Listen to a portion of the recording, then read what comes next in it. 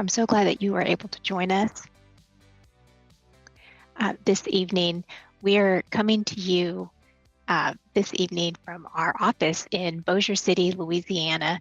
As Sylvie had put in the chat that she is in Seattle, Washington, so that's a long way off. But I just want to take a moment to introduce myself. I'm Charlene. I'm the one that emailed you this morning, and I've been a curriculum development specialist with cyber.org for almost 3 years now. Just a quick background, I have over 20 years of experience as a former teacher and instructional coach, and I truly love that I'm still able to provide support to teachers here at cyber.org. I'm joined this evening by Linda Morgan, and I'll let Linda take a moment to introduce herself. Hey guys, my name is Linda Morgan. I am with cyber.org for 3 months now. Super excited to be here working on a curriculum. I have 14 years of experience in the classroom, a lot of it teaching computer science. So I'm thrilled to be able to help write lessons that will get you guys excited about teaching computer science and cybersecurity in your classrooms. Thanks, Linda. And Linda is going to monitor our chat, so please feel free to drop your questions there. We also have Brandon Sally, who is going to be observing our PD this evening. And Linda has put our emails into the chat. So I do hope that you'll feel comfortable reaching out to us after this PD. If you have any questions about curriculum or anything that we've gone over, even if it's tomorrow, next week, or next month, we would love to hear from you. And so now you know a little bit about our team, and you know that we are in Louisiana, but what about cyber.org? So at cyber.org, our vision is to build a future where the nation's cybersecurity needs are met by a knowledgeable, skilled, and a passionate workforce. And we believe that classroom teachers are essential to this process. And since the majority of our team is made up of former classroom teachers, we truly know and understand the impact that a classroom teacher can have. All of our work, our professional development, our curricula are all funded through CISA, and that stands for the Cybersecurity and Infrastructure Security Agency. And that is all available to K-12 teachers in the United States at no cost. And we have trained 19,000 teachers since 2015. And this is a snapshot of some of that feedback. And it's so exciting to us that you are now part of our tremendous growth around the country. So our goal for the rest of this hour is to introduce you to our newest course, which we're really excited about, Cybersecurity Basics. We're going to focus specifically on lessons and activities for elementary students, so kindergarten through 5th grade. And then at the end of the PD, we're going to visit our learning management system. This is where we house all of these great lessons and show you just how easy it is to access them. So we're going to start with an opportunity for you to collaborate in a breakout room. Since we're a smaller group, we'll put you all into one breakout room together. And what we're going to do is we're going to use a Jamboard and start by answering 2 questions. So our first question is, what are you and or your school district already doing to make your students more aware of cybersecurity? And the second question, to me, cybersecurity is blank. And just some suggestions there, exciting, overwhelming, needed, relevant, but we really want to hear your thoughts on this. So like I said, we're going to go into a breakout room and use a Jamboard. And so for this Jamboard, Linda has put the link into the chat. You'll see that it has part 1, and you can go to this little arrow right here, and that will take you to that slide and one more, and then you'll know you've gone too far and you're done when you get to part 2. But what you can do here is there are little sticky notes. You just click on this, it's the 4th one down, and I'm just going to write test on this, save, and then it will post your sticky note and you can move that around. So we're going to give you about 5 minutes to talk in your breakout room and answer these questions on these slides, and just put your thoughts on sticky notes and put them on these two slides here. Uh, I want to make sure before we put you into breakout rooms that everyone can access this Jamboard. So Linda has put that link into the chat. For those of you just joining us, we are coming back from a breakout room, and they have just a few seconds before we bring everyone back in. But we're so glad that you're here with us this evening. Thank you so much. I was looking forward to it. I was like, I can't believe it's 6:10. I'm out in a rural area, so I had a little hard time connecting with my phone, but I'm so glad I'm here. Yeah, we're so glad you're able to make it, Della. Welcome. Meeting is being recorded. You can finish your sentence, G. Davis. You muted, sir. Unmute. Yeah. So I mean, the idea is even high school kids really don't know to what extent their lives are vested in an internet that functions, whether it's their cars, their light bulbs, how gasoline gets to their house, supply chains, groceries. And then again, we start to talk, as you do, about how hackers or malicious actors can either break things or steal things. Yeah, pretty much making them relate to it, to realize that it is important to them because they are part of it. They are the people, they are an actor in that world. Yeah, hospitals, Being grocery digital. stores, their families, their loved ones. Yeah. All of these things are adversely affected when, you know, our infrastructure goes down, our cyber structure goes down, I think. And so I'm kind of fighting a lone battle to.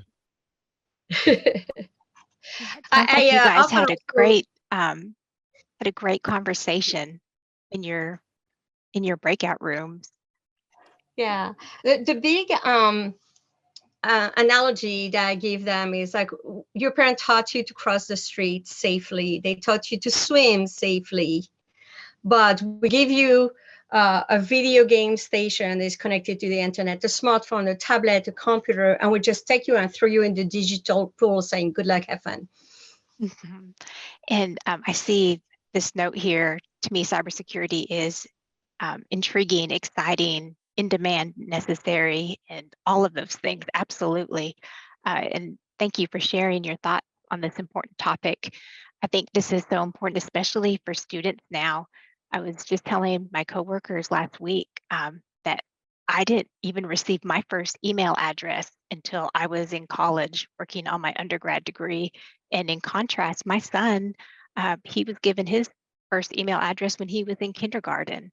And so it's so important that we're able to make our students aware of cybersecurity, especially in these early educational years. But isn't it like a bit of, I don't know, a point of contention? Because for the longest time, we used to say that children under 12 to 14 years old should not be allowed to have social media, email, and all these things. Then now we have school starting kindergarten, they have email. And I'm like, Yes. aren't we contradicting ourselves there? Yeah, I think as they're in these early years, preparing them for things like social media, giving them a safe place to practice using the internet, using these technology tools when they're in elementary school, leading up into that is really important. And You know, go ahead. well, I was going to say, one of the things, you know, we talk about when we talk about the history of the internet is that it was built on a trust model, and we, you know, particularly younger kids and even high school kids still function on a trust model. And so we spend a lot of time talking about, I mean, we talk about, you know, brute force hacking, but we also talk about phishing. And, you know, I spend a lot of time talking about phishing and the opportunities, whether it's just a simple phishing account or, you know, or a spear phishing attempt, how quite often it's not a brute force attempt, although sometimes it is if it's a state actor that somebody gains your stuff. But what they do is they gain your trust. Mhm. and they seem to be somewhat surprised and hurt by that, to be honest. But Oh, that somebody mhm. would spoof an email address or a phone number or a text, and Yes. Yeah.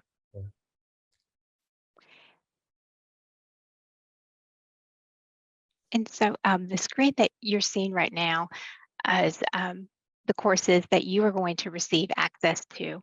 And for the remainder of this PD, we're going to focus on our newest course, which is Cybersecurity Basics. And this course is an introductory course for students in grades kindergarten through 8. And this course introduces cybersecurity topics that affect our everyday life in plain, simple language, making it accessible to all. Plus, these lessons can be taught in any order and by any teacher. So this course is divided into 2 domains. Our lessons are either going to fall under the security domain or digital citizenship. And so lessons in the security domain are going to explore the various ways that we protect data and information through people, processes, and technology. We also look at the types of attacks that must be defended against and the concepts that are used to secure information networks as well as physical assets. And then digital citizenship explores how our actions affect the larger digital world, and we look at ethics and laws.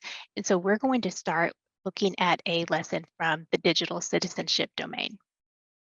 And so what you're looking at right now, this is the cover page that you see on every single one of our cybersecurity basics lessons.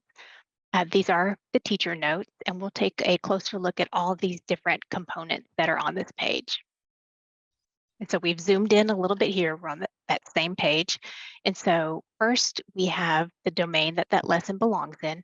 And remember, those 2 domains are either going to be security or digital citizenship. This one is digital citizenship. And then next we have the cybersecurity bundle topic, which is digital footprint. Here we have the title, A Digital Step in the Right Direction. Each lesson also has a focus question that is used to guide the lesson. And then in the overview section, you're going to see a quick 1 to 2 sentence summary of the lesson along with lesson objectives. Our lessons in Cybersecurity Basics are split into 3 grade divisions. We have K2 lessons, 3-5 lessons, and 6-8 lessons. And it's really important to note that grade level designation only appears on the teacher notes. So any content that is forward-facing for students will not have grade levels on it, because you may decide that your 4th graders are ready for a middle school lesson, or your middle school students might need an elementary lesson to get them started. So there aren't any grade level designations on PowerPoints or any student documents. We also have the approximate time required to teach the lesson. K2 lessons are written to take 15 to 20 minutes. 3-5 lessons are written to take 30 to 45 minutes. And then our 6-8 lessons are written to take 45 to 60 minutes. We specifically point out cyber connections within the lesson, and also it's really important to us that we tie in a cybersecurity career to start building that career awareness. All of our lessons support our cybersecurity standards, and the lesson resources are right here at the beginning. So you can immediately see what you need to have ready beforehand. We have worked really hard to make sure that we use materials that are easy for you to source. We want to make sure that these aren't things that are going to be expensive either. And then we have teacher background, which is information to help support you throughout the lesson, and then a section for cyber terms, terms that students might be unfamiliar with. Oh, yes, Robert, we can share this recording with you. And also at the end of this PD, probably tomorrow morning or maybe even this evening, I'm going to send you an email. It will have a PDF in it that will have kind of a summary of what we talked about, the names of the lessons, and all of the links that you'll need. So I know sometimes I've struggled to make sure I'm trying to write it down and pay attention, but I'll follow up with you with that. And then you'll notice here each part of the lesson has a puzzle piece icon, and these pieces come together at the end of the lesson to help answer that really important focus question. Each lesson has a PowerPoint, so you'll see display slide number, and you can see also that these lessons are scripted. This is there as a guide. It's not a must say by any means, but just suggestions if they're needed. We've also included possible student answers in that reddish orange color. And then inside the teal box is a teacher note that can help you so that lesson can run smoothly. And then to conclude the lesson, for all of our lessons, we have a putting it all together section, and you'll see that the puzzle pieces have all come together there. This is the final wrap up, and we have kind of wrap up questions there. And then also optional extension activities if you want to expand the lesson and extend your time on the topic. So those are all of the components that you're going to find in every single one of our cybersecurity basics lessons. Okay, so I'm really excited for us to get to this first lesson here. And this is a digital step in the right direction. You've been looking at all of the teacher notes for this so far. And this is a 3-5 lesson in that focus question, how am I leaving a digital footprint? And so to start this lesson, we ask teachers to make copies of a footprint template on colored paper. And we suggest making some footprints green and then making some footprints blue. And then prior to the start of the lesson, teachers can place the footprints just in various places around the classroom. And we start the lesson by asking, what types of information do footprints give us? What do they tell us? And so I've tried to recreate this the best that I can. And in this picture, you'll see some green footprints. And of course, we're going to ask students, what type of information do the footprints give us? And what can you tell about the person who left the footprints? And so what we're looking for are answers such as, well, we can tell that they were by the teacher's desk or they were by the computer. And here are the blue footprints. And this really looks like the person was floating. But with the blue footprints, you can tell, maybe they were around student centers, or if you have a class pet, maybe the person was there. And we really focus on the fact that even though we couldn't see the person, we knew where they were in our classroom just based on the footprints that they left behind. And so we start with asking when you're online, or start by discussing when you're online, you leave a digital footprint. And a digital footprint leaves little pieces of information behind. And so we move into this discussion on how do you think you create your own digital footprint? What are things you do online that would leave pieces of information about you behind? And you create your own digital footprint based on the sites you visit online, pictures you post, things you search for, and comments that you make. And again, this is our 3-5 lesson. So we really want for students to start thinking about what they might do online. If they're playing games online, things that they're doing at school, how are they starting to contribute this idea of a digital footprint? And so now that we have students thinking about how they're making that digital footprint, we want for them to start to consider if the footprint is positive or if it's negative. And this lesson has examples for students to consider in a card sort. And so we're going to look at these examples together now, but we're going to use our reaction options to show if we think it's positive or negative. So probably at the bottom of your screen, you're going to see the reactions. It looks like a smiley face. And when you click on the reactions, then you'll have some options there.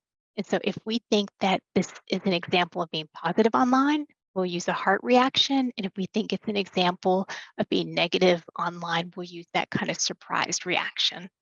Let's look at this first one together. So for this first example, you're playing an online game and you're not winning.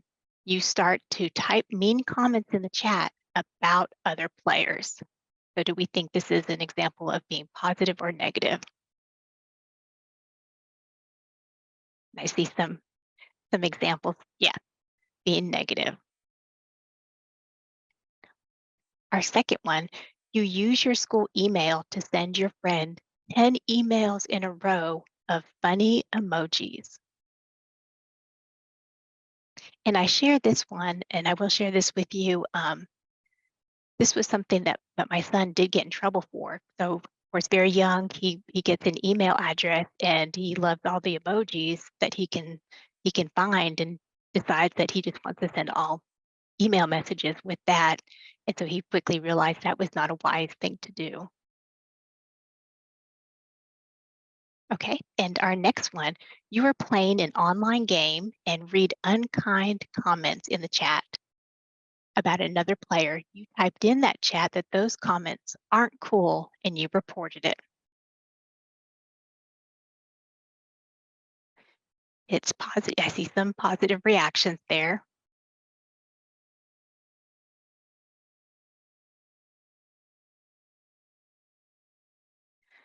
For the fourth example, you use an online search engine to find the teacher key to cheat for your homework. Yeah, negative, not a great choice to do. And then this last one here, almost last one, you use your school email to politely ask your teacher for a copy of the assignment when you are absent. Need some hearts. That's an example of being positive online. And then this is our last example here. You use an online search engine to find public instructions for robot builds to help your team.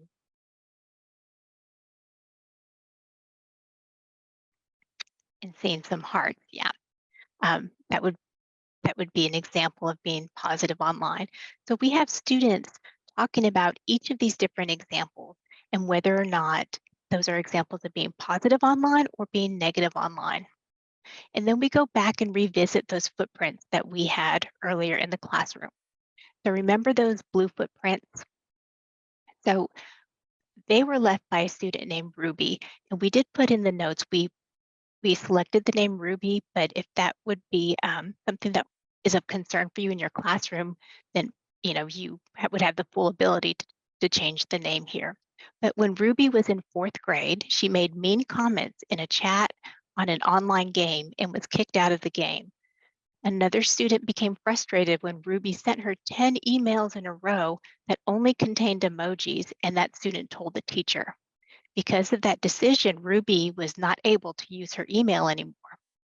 And then Ruby moved to another state in the 5th grade, and she tried to join that online game again, but her digital footprint followed her, and she was not allowed to play any games on her account.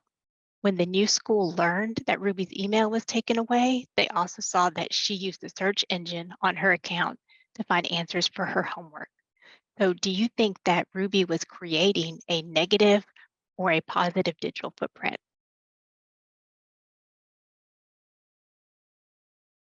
And you can use those reactions. Yeah.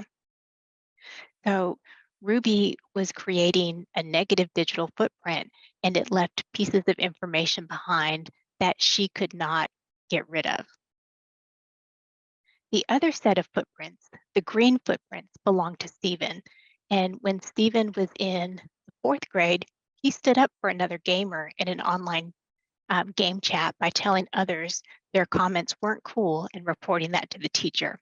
He used the school email to politely request missing assignments and used the search engine appropriately for school. So in contrast, Stephen was creating a positive digital footprint. And we discussed with students that the digital footprint creates that really important online reputation. Even though we couldn't see what Ruby was doing when she left those footprints in the classroom, the blue footprints, were more likely to believe that she was doing something negative. And so now we might worry if she was around the teacher's desk or around the class pet or around the computers. And so it's important for students to be aware of this when they make decisions online. And so this is Jamboard Part 2. We're actually going to skip this section of the Jamboard. I'm going to explain what you would have done here, and what students do is they have an opportunity now to look at those examples of contributing to the negative digital footprint, and instead they turn it into a positive digital footprint. So what decision could have been made there to turn that into something positive?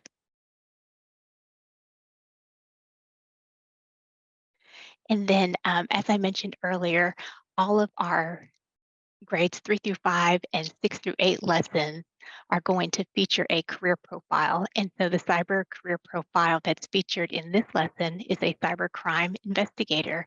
And a cybercrime investigator is a cybersecurity professional who can identify, collect, and seize evidence to include digital media and logs associated with cyber incidents, investigations, and operations.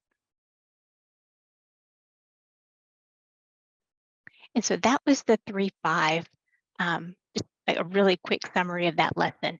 In the K2 lesson, that is named Good and Bad Online Behavior. And in this lesson, students explore how different actions when using technology online can create the first steps of their positive or negative digital footprint. And so what they do here, you'll see this image of a foot, and this is a fun activity. They trace their footprint, or they can use a provided template and draw examples of what they do online. And so we are going to do this part of the Jamboard. This is part 3. And we're going to put everyone still back into the same breakout room.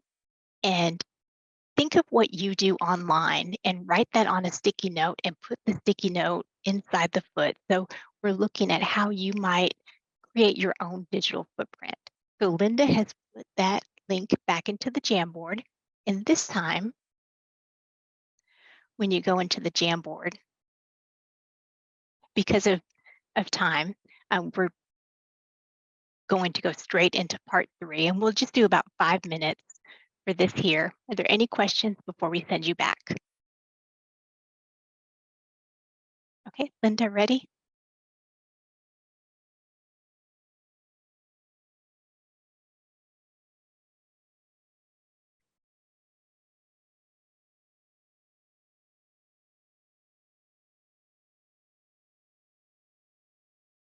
And so that was a quick summary of our K2 and 3-5 digital footprint lessons. And to keep us on track with time, I would like to go ahead and show you a K2 and 3-5 example from our security domain. And this one that we're going to look at right now is on layered security. And at the K2 level, we focus on physical security and looking at how we keep things safe. Students identify measures in and around their school and give examples of ways to verify a person's identity. And the slides that you're looking at as I'm talking about these lessons, these are the slides that are included with the lesson. And the slides in K2 are very simple.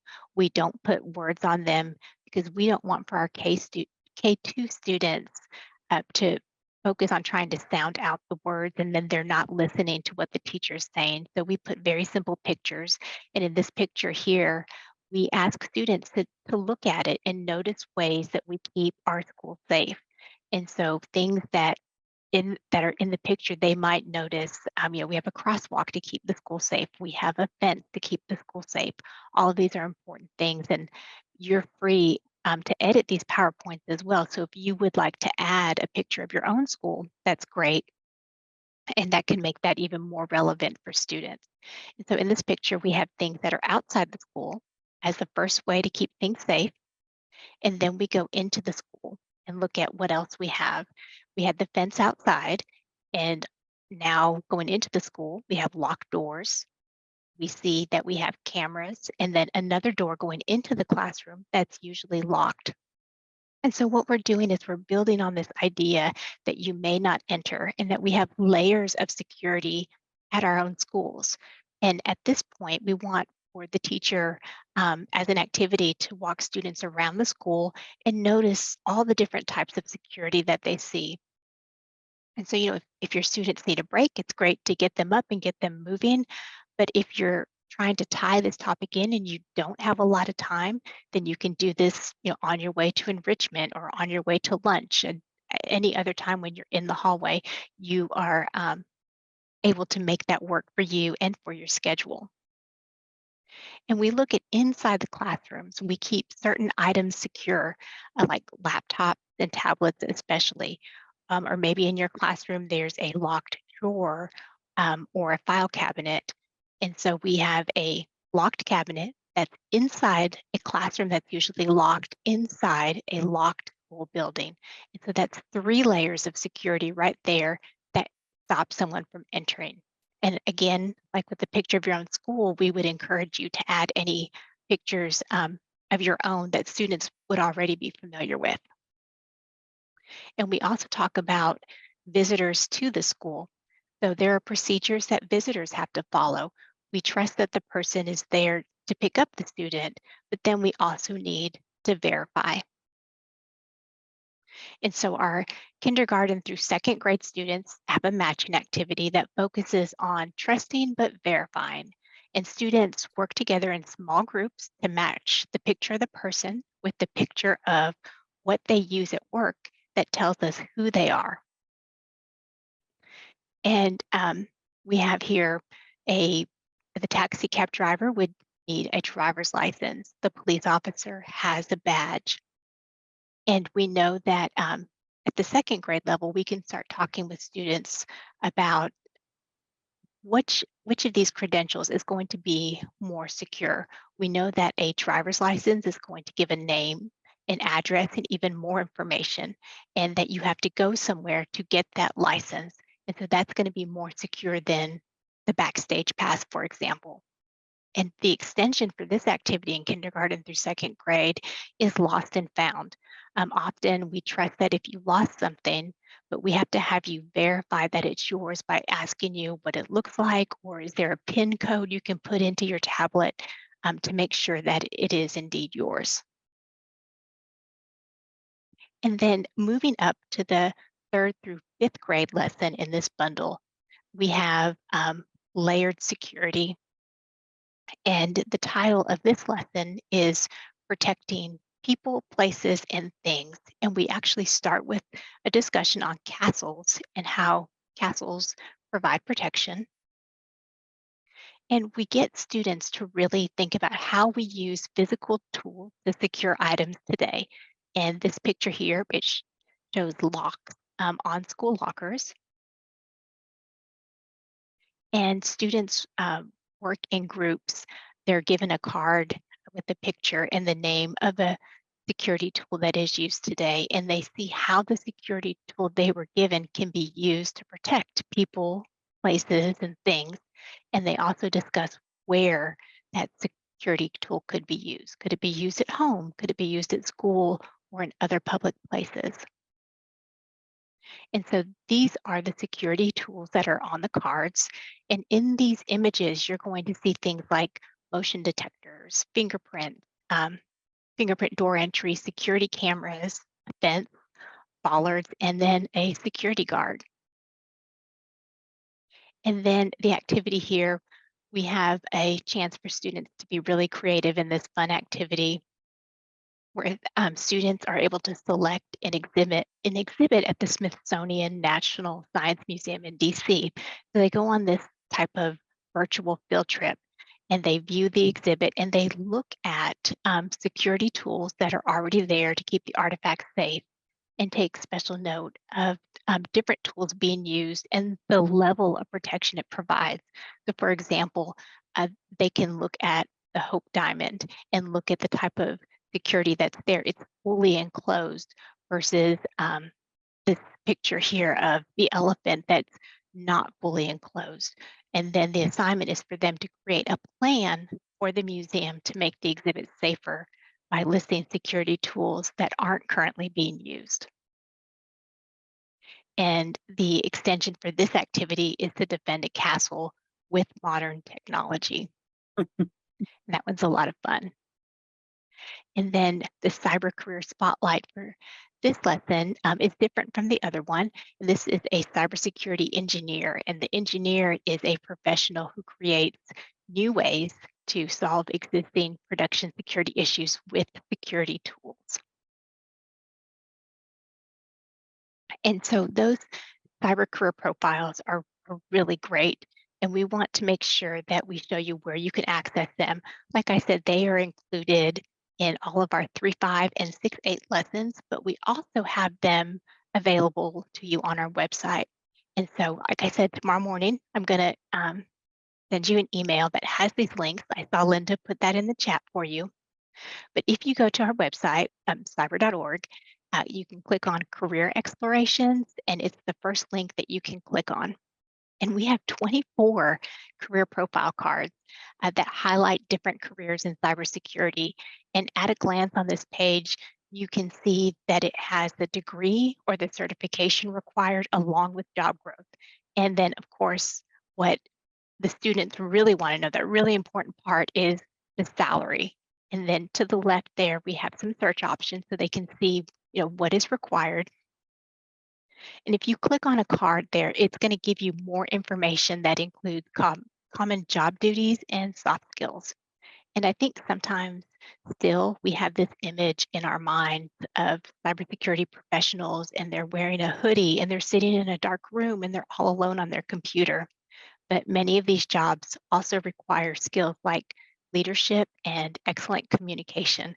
One of my coworkers has stopped referring to those skills as soft skills, and instead she calls them power skills. And I love that because I think she's absolutely right. And those power skills make a huge difference. And then if you click on download the card, you'll see that the information is in this format that can easily be printed out. I had a PD a few weeks ago. It was for high school teachers. And I loved it because in the back of the classroom, I could see for this one teacher's class, he had these printed out as posters, and he had them all along the back wall of his room. And I loved it because I asked him about it. He said, "Oh yeah, and it's great because the kids love to, as soon as they're done, they want to get up and look at them in detail." And I thought that was just such a great display. And it looked really great in his room, and his kids were using it. And so I love that. Okay, so back to curricula content. We could talk about our cyber career profile card all evening. We very quickly discussed some lessons, and now we want to make sure that you are able to access our lessons. So our learning management system is Canvas. Teachers, you are actually the students in our Canvas. Students are not able to access Canvas. It's not going to work with your Canvas at your school. We do not want to collect any PII or any information on students. But when you're in this Canvas account, you can download the materials that you need. You're going to receive access to all of our courses, and we are not going to charge you for it. We are not going to take it away. Our grant provides that for K-12 teachers in the United States, and that's a question that I get asked often is, okay, so is this only free for like 3 months, and then do I need to set a reminder to cancel? No, you don't have to do that. This content is available for you. And so in the email I sent you earlier, I put in there the link to sign up for access. And I see, thank you, Linda. She's put that into the chat. But you're going to click sign up and then answer a few questions. We do ask that you use your school email address if you can. That makes it easier for us to verify. And then it'll take about 24 to 48 hours before you receive approval. You'll receive that through your email. And then you'll go back to cyber.org. Click Login right there at the top, enter your credentials, and then you're in. And so this is a view of my Canvas page. It might look different than yours. I have put the 3 courses that I use the most often at the top, so you're able to move those tiles around. And the course, of course, that we talked about tonight is Cybersecurity Basics. So you'll click on Cybersecurity Basics, and then it's going to take you to this screen here. You'll see the 2 domains that we discussed, security and digital citizenship. And we'll look at how to access security first. So if you click on the word security, you'll notice also that if you click there, you'll be able to access the lessons under security. But in that upper left-hand corner, you see where it says like home, discussions, files. You don't have to click that. I put a big X there because that's going to take you to files, but it's so much easier to access the content this way. So don't click that. Instead, either click security or digital citizenship. And so you'll see the layered security bundle, and you'll click on that. And you'll be taken to all of our lessons on this bundle, K2, 3, 5, 6, 8, and you'll see the teacher notes. You click on that and you'll be able to download the teacher notes. Also, the slides are right underneath it. And I'm sure you noticed this, our team is super excited that you also have access to the teacher notes and slides in Spanish. And so we're working to do that with all of our content in Cybersecurity Basics as we have that written and available for you. But that's something that we're excited about, and you have access to that as well. And it's all right there together. And then if you click on digital citizenship, that's where you'll find the digital footprint lesson. And so right now we have 10 lessons in Cybersecurity Basics for K2, and we also have 10 lessons for 3-5.